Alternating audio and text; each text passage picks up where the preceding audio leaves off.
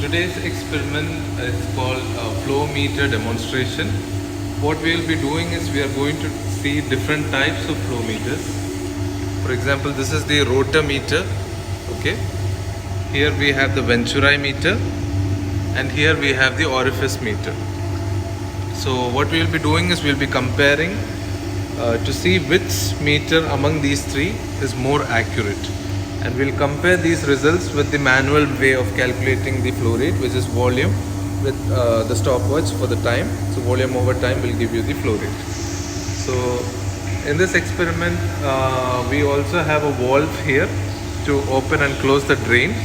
So this is the drain pipe, as you can see. So initially, before starting any of these experiments, we need to ensure that the manometer reading is stable. Okay, they are in the same level. This can be done by bleeding some air using the air bleed screw. Okay, so once you're done with the bleeding, you need to close it. So I'll just be closing it, and then we can start by opening the drain, which is by rotating it counterclockwise fully. It's already opened, and then providing a slight flow rate by rotating this counterclockwise. So I have given a small flow rate.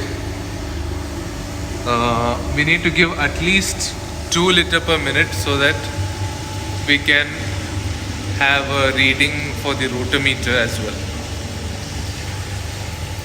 So we are providing a flow rate of, this is actually 6 liters per minute, and we'll see that the readings can be taken here similar to the Bernoulli experiment.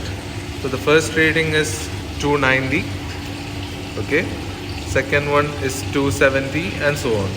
So you will take these readings, note it down in the table, and calculate using the equation for Venturi for the Venturi meter, using the equation for the orifice meter. The rotor meter is direct. You don't need to do any calculation. It's giving you the result in liter per minute. Okay. So, and then you will compare these three results with the manual method which we used earlier.